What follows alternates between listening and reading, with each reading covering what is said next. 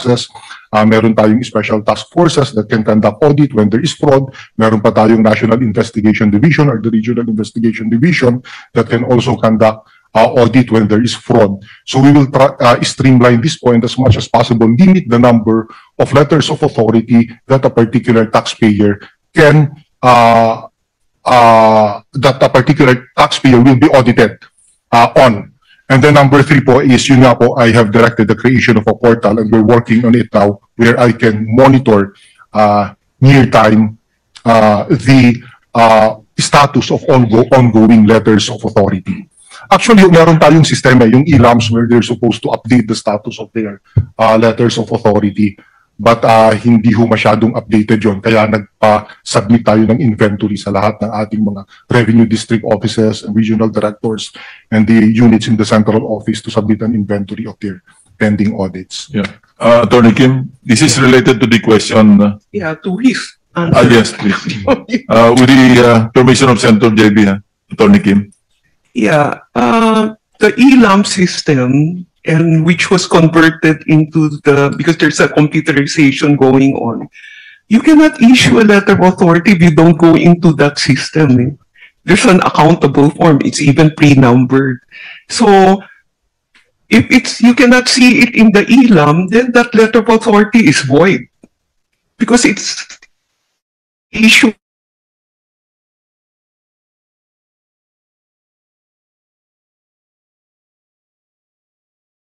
without authority.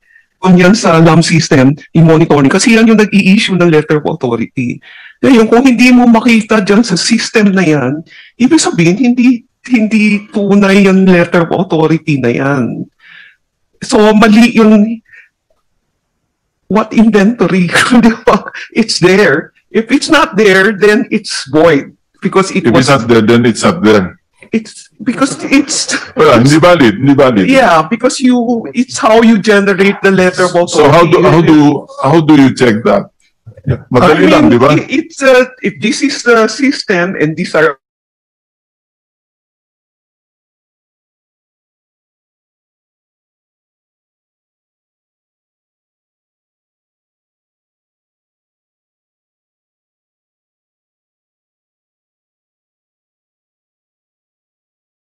it's a third-party certificate eh. In fact, naka-accountable form yan, may number yan eh. Naka-match yan dun sa pag-issue ng letter of authority.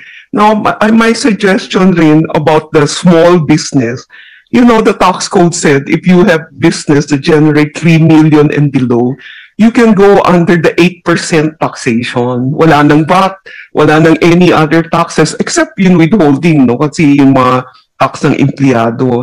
I think the BIR and DOF should have a campaign for the small businesses that if you're 3 million and below, you just pay the 8%. Then there's no more VAT. It's all inclusive na ho yung 8% na yan. It's in the National Internal Revenue. Iba pa to doon sa 60%, yung 40%? Yan yung optional standard deduction is available to everyone. No? The optional standard deduction is available to everyone. You can take a 40%, no itemization, you can take a 40% at once. But if you do an output and input, you still have to file and pay, and you will still be audited. You can be not audited only if you have an optional standard deduction and you pay the full VAT without any input VAT. Then you should be the last priority. Diba? Kasi binabayaran nyo sa income nyo bawat centavos yung tax nyo saka yung 12% VAT. No? So yun I think the thing there is you have to have an audit program because whatever you put in the computer, AI na ngayon eh. So kung magre-request ka, yung lahat na data naman nasa BIR eh. So magre-request ka, kung talagang you have true digitalization, pag nag-request ka, yung sistema na ngayon ang magtatanong, ito yung parameter ng pwede nyong i-audit. So itong mga data ng taxpayer, mag-fit ba siya doon? Kung mag-fit siya, na pwede mong i-audit, saka siya mag-i-issue ng letter of authority. So, pwede naman yan gawin. Saka my other comment about BATAG, the reason why assessment is so, if you look at the assessment issued by the BIR, yung sa preliminary assessment at final assessment, you'll notice it's cut and paste. The taxpayer, after they protest, di ba, may preliminary assessment notice kayo, yung taxpayer nag-protest, hindi evaluate ng BIR eh. Pag tinignan mo yung final assessment notice, eksakto kung ano yung nasa preliminary assessment notice, yan yung lumalabas sa final assessment notice. Bakit? Kasi yung assessment division na dapat nag-evaluate ng mga preliminary assessment at final assessment notice, ngayon, nag-audit na rin sila. So dapat mo tanggalin yung audit function ng nagre-review ng audit para matutukan nila yung audit na ginagawa ng mga examiner. Yun yung problema ngayon ng BIR. Thank you. Back to Senator JB. Thank you, Mr. Chair. Siguro nakarating naman din po sa ating pong mga BIR Commissioner ito pong scheme that Senator Tufen ay enumerated o yung pong halimbawa po sa 1 million na assessment, 200,000 lang po yung nagiging resibo. Minsan 300,000, minsan 200,000. So talagang 70% yung nadadakma, 30% lang papasok. So how can the Bureau Senator JB, anong area yan? Para tanungin natin yung RDO na nandito, kung sakop niya yung area. Yung particular case na binanggit mo kanina. So, po,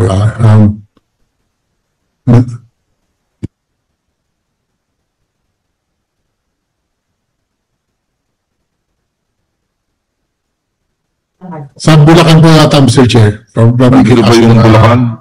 Opo. Regional Director or RDO? Anong part ng Bulacan yan? Meron bang Bulacan dito?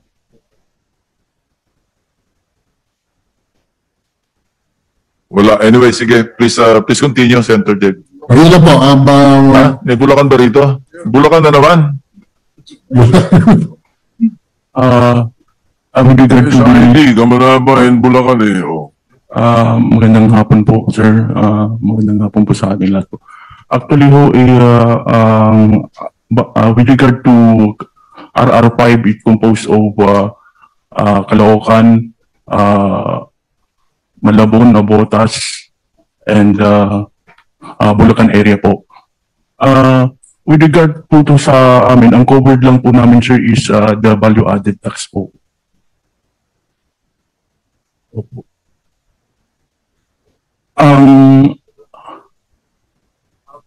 Opo. So with regard to Bulacan area is I think 25B po or 25B, which is covered by different RDOs po. Senator JB, mostly NCR pala itong nandito. Kasi I believe there are 6 regional directors sa NCR, hindi ba? So, if you may direct your question, kung meron kang case dyan na NCR, ang area. Meron po dito, Mr. Chair, ito po sa Manila. Assessment po as 13 million, pero yung gross sales niya po 12 million lang. So, parang mas malaki pa yung assessment dun po sa gross sales ng negosyo. Paano po nangyari yun? Sa Manila po, Mr. Chair. Kindly identify yourself muna. I am RDO Trinidad Villamil. I am from Revenue District number 33, Intramuros. Sir, Manila region has 5 other districts. So I am speaking in behalf of my district, but in our district, it's always been my directive to my revenuers, to the examiners, that they have to conduct their audit fairly and accurately, because as our top management have said a while ago, the letter of authority is giving us the right to investigate, to verify whether our taxpayers are paying the correct taxes or they have paid the right amount of taxes. So with regards to that scheme, I do not tolerate or I deny that, but that is subject to verification, sir. But definitely, we do not. It is against our policy, and I always tell my people they have to conduct their audit fairly. Thank you, sir. Yeah. Attorney Kim, Senator JB, may mag-interject lang si Attorney Okay, Kim. go ahead. Yeah, it can be because of the surcharge and interest. That's why it became so big, no? Depende kung may fraud, saka kung gaano katagal na yung assessment na yan, no, na hindi binabayaran. We're going to the point of how to check whether may kalokohan nangyayari. Siguro pwede niyong i-monitor ano ba yung PAN na amount. Kung yan 10 million yung PAN, yung preliminary assessment, tapos 5 million, tapos sa final assessment, 10 million ulit. Tapos pumunta kayo sa 06, 05, ang binayaran, 10,000. That's already a red flag. May nangyayari dito. Kasi 10 million, tapos naging 10,000, 100,000. Bakit ganun? So, yun ho yung maaring, yan yung kaso na may nangyari. No? So, kaya importante ho yung pag-monitor. Ano ba yung in-assess mo sa preliminary assessment notice? Ano in-assess mo sa final assessment notice? Magkano ba yung binayaran? Kasi pag dramatically different, then there must be something going on.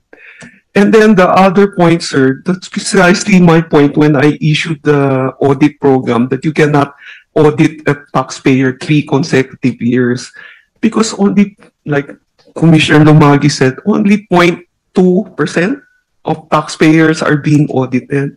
So why are you repeating and repeating and repeating the same? You should have gone to other taxpayers who have not been audited since you have a big sample or big population where you can choose other because you want to push compliance. So you're checking on them.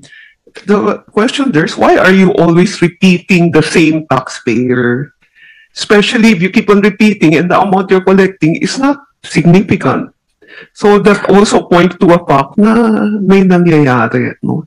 So that's why the monitoring of the letter of authority and the results are important. And that's basically what I just wanted to point out. And I think not all recommendation of IMF should be accepted by the BIR because we are in a different situation, no? Like the BATAG, I think we should not have put it up in the first place. What we should have reformed is do a non-contact audit and correct the Supreme Court decision to allow non-contact audit to taxpayer. Yes, Senator JB. Yes, Mr. Chairman, meron din po sa Mandaluyong, if ever nandyan po sana yung taga-RDO, meron kaming kopya rito ng exchange of messages between yung RD ng Mandaluyong tsaka yung taxpayer. Nandito ba yung RD ng Mandaluyong? Pwede mo palagay? Lahat naman lang hinahanap natin, wala dito. Ito, RDO 41, Mandaluyong. RDO 41. Ito specific, RDO 41, Mandaluyong. Lowa extortion. Asking for 1 million. Asking was 1 million pesos. Para hindi na daw umabot ng Court of Tax Appeals sa Mr. Chair. So parang yan yung nagtatawaran sila sa text message. Baka pwede rin mapagawa. In the next hearing, we'll invite RDO 41, Mandaluyong. Secretariat, kindly take note. Yes, Attorney Kim. Is it the RDO or the examiner? RDO nakalagay. RDO 41. Mandaluyong. No, because it's called the Revenue District Office 41. Yeah, but we have to identify that, Who that guy. is the one who's asking for the 1 million because Yeah. it's not